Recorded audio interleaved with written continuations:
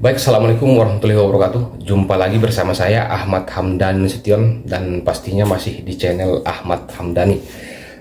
Teman-teman, di video kali ini saya ingin menjawab salah satu pertanyaan dari rekan kita Ali Ismail yang kemarin mengirimkan pertanyaan di kolom komentar seperti ini.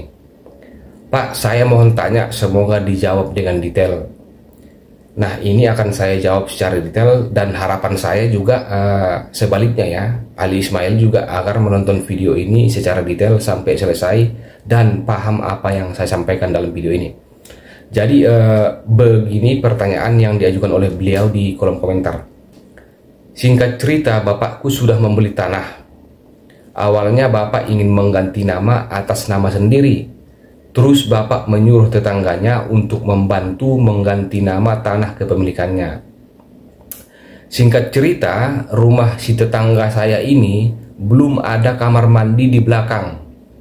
Alih-alih bapak saya disuruh tanda tangan namun tidak mau. Karena bapak saya tidak bisa menulis dan membaca. Akhirnya ibu saya yang tanda tangan. Dan ternyata itu surat perjanjian jual tanah sepetak. Singkat cerita, ibu saya nggak dibaca dulu, langsung tanda tangan. Jadi ternyata itu bukan tanda tangan balik nama, melainkan surat perjanjian jual beli tanah. Dan bapak saya nggak terima, dan sampai sekarang orang itu masih sah pemiliknya karena tanda tangan itu. Apakah masalah ini bisa diselesaikan? Nah, itulah pertanyaan yang dikirimkan oleh rekan kita Ali Ismail di kolom komentar.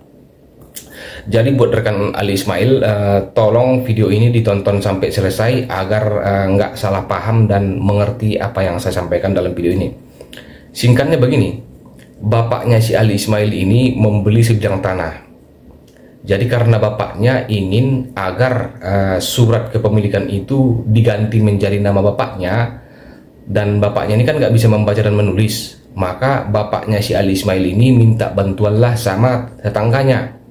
Dan ternyata si tetangga ini bukan malah membantu, namun justru berniat jahat terhadap bapaknya si Ali Ismail, di mana tetangganya itu mencoba menyodorkan surat jual beli tanah. Namun karena bapaknya nggak bisa membaca dan menulis, maka ibunya lah yang menandatangani surat jual beli tadi. Nah, si ibunya juga ternyata nggak membaca dulu, langsung ditandatanganinya aja. Dan ternyata surat yang ditandatangani itu bukanlah surat untuk mengurus biaya balik nama, melainkan surat perjanjian jual beli tanah sepetak. Lalu sampai sekarang tetangganya itu mengakui sebagai pemilik dari tanah tersebut berdasarkan surat jual beli yang tadi. Lalu kira-kira bagaimana permasalahannya? Jadi begini teman-teman, langkah yang pertama yang kita lakukan di sini adalah dengan melakukan mediasi secara kekeluargaannya. Artinya dalam hal ini saya terlebih dahulu menyarankan agar mengambil langkah-langkah yang sifatnya persuasif. Artinya jangan dulu mengacu ke ranah hukum. Jadi dalam hal ini Ali Ismail bisa mendampingi orang tuanya, baik ayah ataupun ibunya, untuk menjumpai si tetangga tadi bahwa sudah terjadi kekeliruan. Di mana kekeliruan yang dimaksud di sini adalah bahwa niat dari bapaknya si Ali Ismail ini adalah meminta tolong kepada si tetangganya agar dibantu untuk mengurus surat biaya balik nama atas nama bapaknya si Ali Ismail. Dan ternyata kan surat yang disodorkan oleh si tetangganya itu bukanlah surat kepengurusan biaya balik nama, melainkan surat jual beli. Nah, inilah yang harus disampaikan kepada si pemilik si tetangga yang menguasai tanahnya yang sekarang. Nah, dalam hal ini kan memang harus dilakukan dilakukan negosiasi secara alot ya, artinya secara kekeluargaan, apalagi mengingat ini tetangga ya, bisa jadi mungkin hubungan kekeluargaan, hubungan famili masih ada ya, dan bisa saja mungkin di daerah itu adatnya masih kuat. Jadi sebelum Ali Ismail menjumpai si tetangga yang tadi, bisa juga meminta bantuan kepada tokoh masyarakat setempat untuk menyelesaikan permasalahan ini secara kekeluargaan.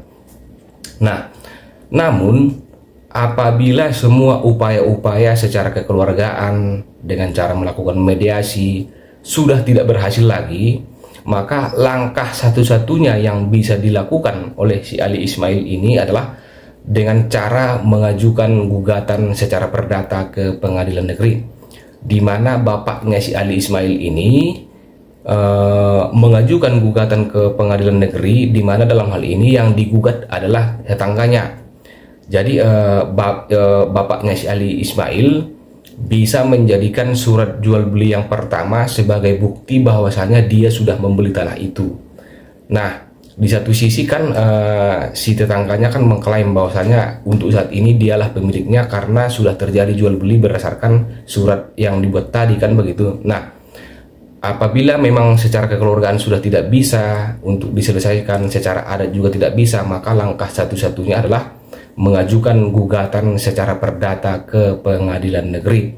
Jadi yang kita minta di situ adalah agar surat jual beli yang dibuat oleh si tetangganya Ali Ismail ini dinyatakan tidak sah dan tidak mengikat secara hukum. Sehingga apabila nantinya gugatan itu dikabulkan, maka secara otomatis surat jual beli yang dibuat oleh si tetangganya itu akan dinyatakan tidak sah dan tidak mengikat secara hukum.